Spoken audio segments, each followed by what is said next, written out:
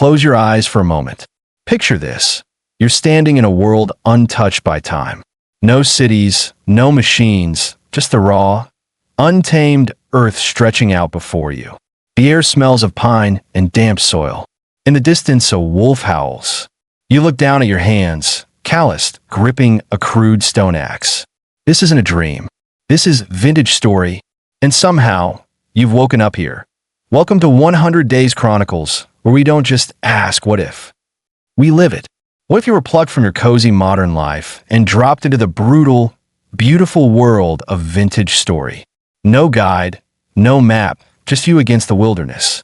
Could you survive? Could you thrive? For the next 100 days, we're going to find out. This is a world where every tool, meal, and shelter is crafted by hand, where hunger and cold are relentless, and mysteries lurk in the shadows. Let's dive into the saga. On my first morning, I woke on a grassy knoll, the blocky world disorienting yet strangely vivid. My hunger bar was already ticking down, a reminder that vintage story's nutrient system demanded balance. I punched a tree, each hit draining my stamina, and gathered sticks. With a handful of pebbles, I opened the napping interface, carefully dragging flint shards to craft a knife. A misclick cost me a stone, but I got it right eventually. I foraged berries, their sweet juice barely easing my hunger. As night fell, the air turned bitter, and I shivered beneath a pine, knowing I needed fire to survive. That'd be why the next dawn, the cold was gnawing at my health. I collected dry grass and sticks, crafting a fire starter in the grid system. Lighting a fire tested my patience. The bow drill spins sapped my stamina, and sparks fizzled twice before a flame finally caught, its warmth enveloping me. But the fire's glow attracted wolves, their eyes glinting in the dark. My flint knife felt flimsy, and the temporal stability meter flickered, hinting at dangers beyond my understanding. I realized I needed a proper shelter to face what lay ahead. A couple of mornings later, those wolves spurred me to build. I wandered into a valley, gathering reeds and stones. Napping a flint axe required precise shard alignment in the 3D grid, but I managed it. I chopped down a birch, my stamina dipping with each swing, and used the logs to prop a lean-to against a boulder, weaving reeds for a roof. When rain came, it lowered my saturation, but the shelter held, though it was far from sturdy. I spotted bighorn sheep grazing nearby and decided I need a spear to hunt them. The following day, hunger hit hard, my protein bar dangerously low. I napped a flint spear, shaping a sharp tip, and practiced the hunting mechanic until I brought down a hare after a breathless chase. Its meat and hide were a prize. Cooking the meat on the fire pit boosted my nutrition, though I knew I needed more variety.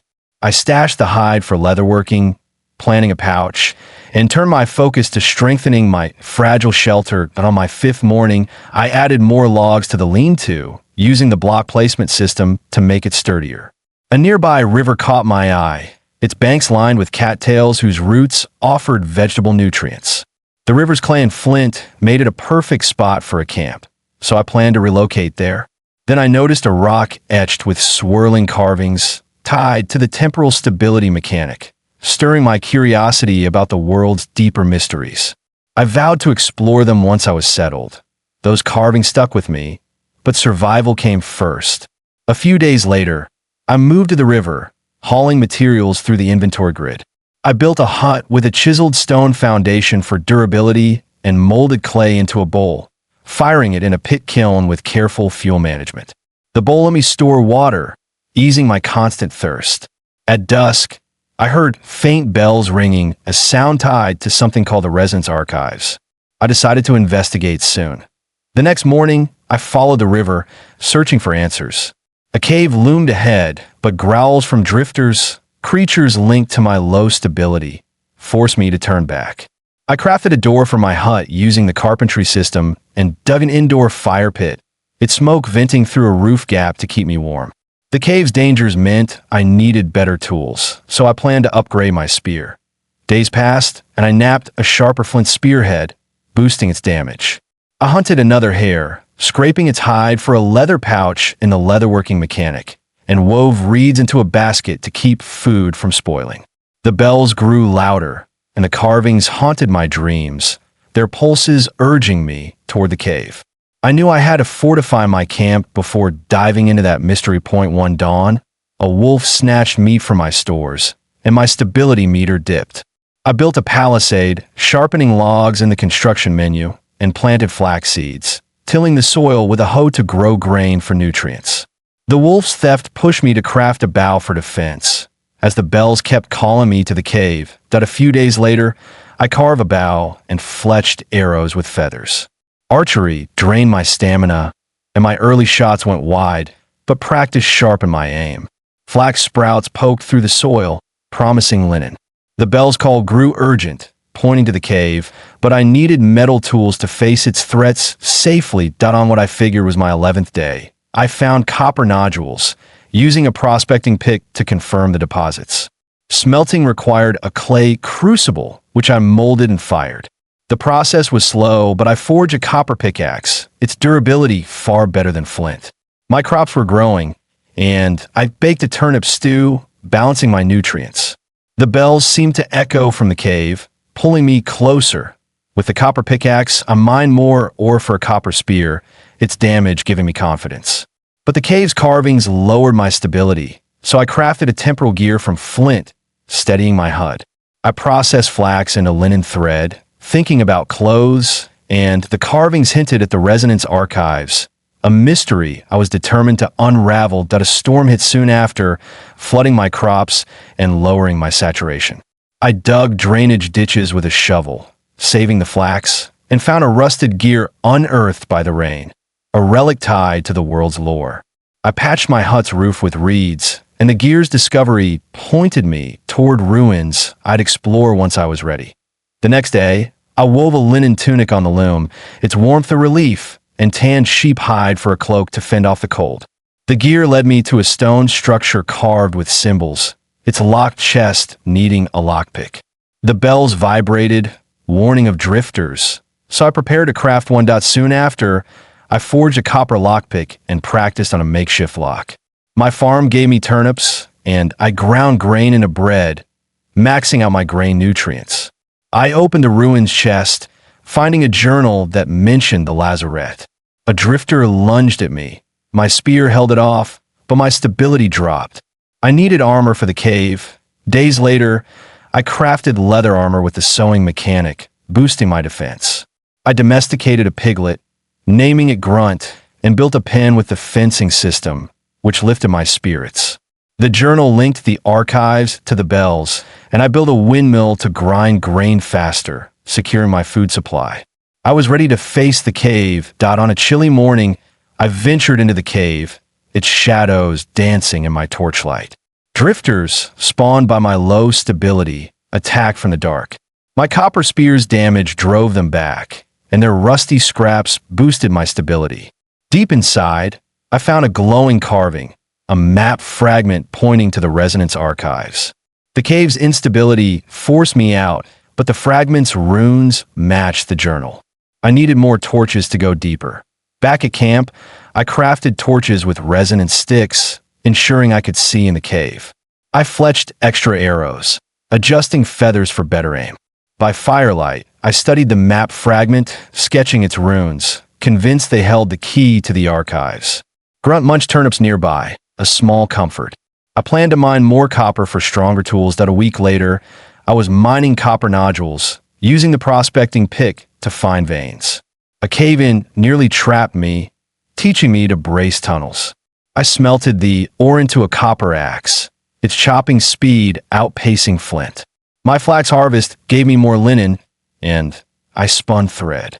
The journal's runes aligned with the map, suggesting the lazarette guarded a temporal anchor. One evening, I crafted a quill and ink, transcribing the journal script. It described the lazarette as a watcher of time. My seraph strength trait let me carry more ore, and I built a storage shed with a carpentry system to organize my resources. The cave's map called me back, so I crafted extra temporal gears to handle its instability. Returning to the cave, I lit torches and faced a drifter ambush. My leather armor took the hits, and my copper spear won out. I found a rune stone, its script matching the journal, and carrying it boosted my stability. The cave rumbled, forcing me out, and I decided to craft a stronger bow to deal with drifter packs. Days passed, and I harvested turnips and flax, rotating crops to keep the soil fertile. I crafted a sinew-reinforced bow. Its draw strength improved. Grunt's pen grew, now home to his second piglet. The runestone's weight clogged my inventory, so I streamlined my slots. The journal revealed the archives held the anchor, and I planned to scout north for clues. One morning, I crossed the river's far bank, sneaking past a wolf den. I gathered pelts from a carcass, tanning them for a warmer cloak. The journal tied the anchor to stability, so I crafted more temporal gears. I built a smoker to preserve meat, boosting my protein. The map pointed north to a peak, my next goal. Trekking north, the rocky hills sapped my stamina. I used the prospecting pick to find galena or a lead source. A storm hit, and I threw up a quick lean-to. The journal confirmed the lazarette guarded the anchor in the archives. I knew iron tools would be crucial, so I searched for hematite. When the storm cleared, I found hematite in a cliff, verified by prospecting. I built a bloomery with clay and stone, carefully balancing charcoal and ore to produce an iron bloom. Foraging needed an anvil, and my farm's steady output eased my hunger. The peak's caves might hold the next clue. Soon after, I forged an iron anvil and hammered the bloom into an ingot, crafting an iron pickaxe with unmatched durability. A bear attacked near camp, clawing my armor, but my spear drove it off. I skinned its pelt for a thick cloak. The journal warned of drifter swarms near the archives, so I crafted an iron spear. The iron spear's power outshone copper. I repaired my armor, reinforcing it with bear pelt. Grunt's pen was now a small pig farm, securing meat through husbandry. I built an outpost near the peak with a masonry system, preparing for exploration. The map suggested the shattered peak was the archives gateway to the outpost. I chiseled stone walls for strength and hunted bighorn sheep, using the butchering mechanic to maximize meat.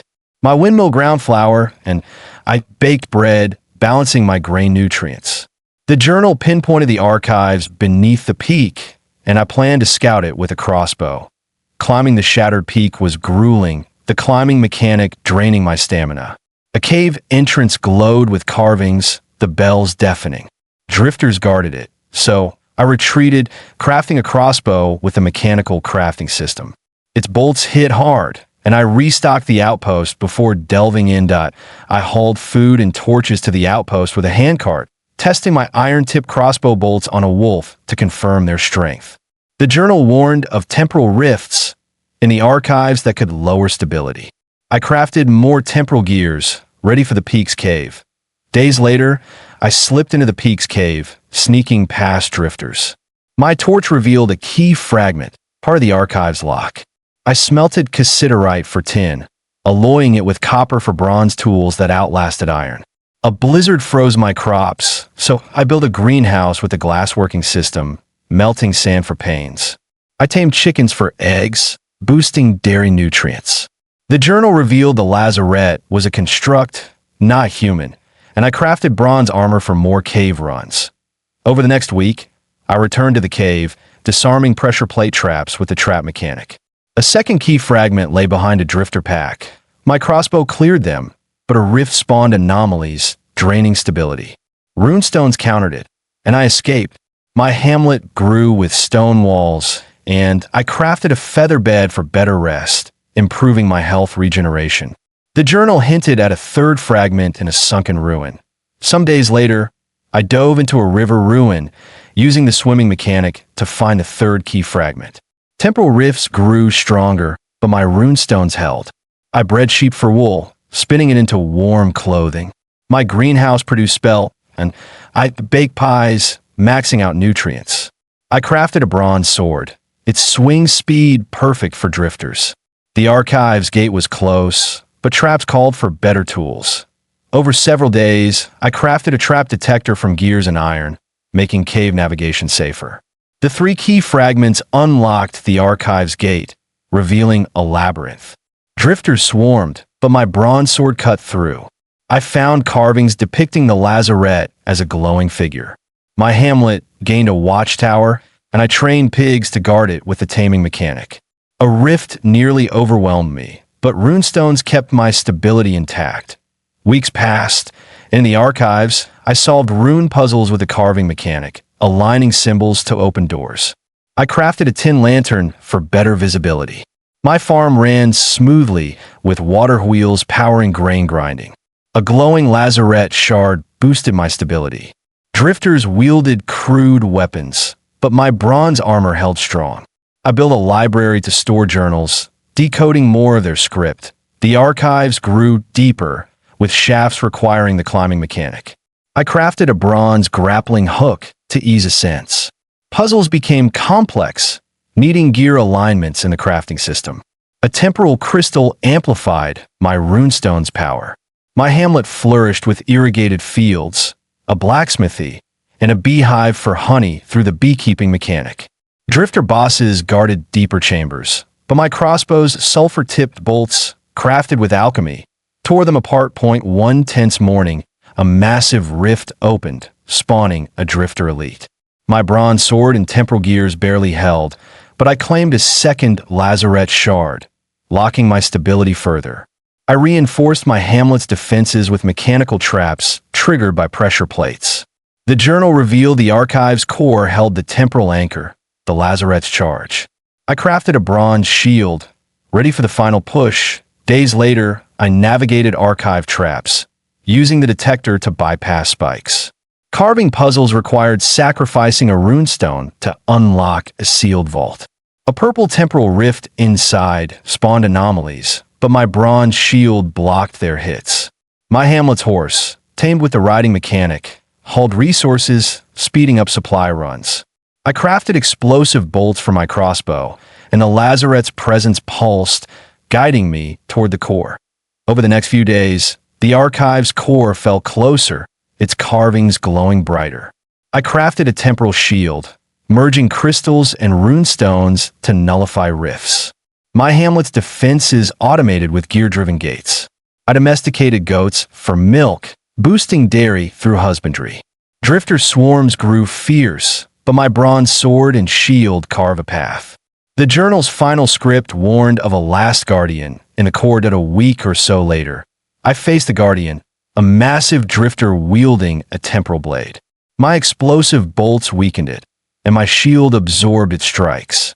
Victory gave me the final lazarette shard, completing the anchor's key. My hamlet added a windmill-powered forge, automating iron production. I crafted a bronze helm, maxing my defense. The core's entrance loomed, its bells overwhelming.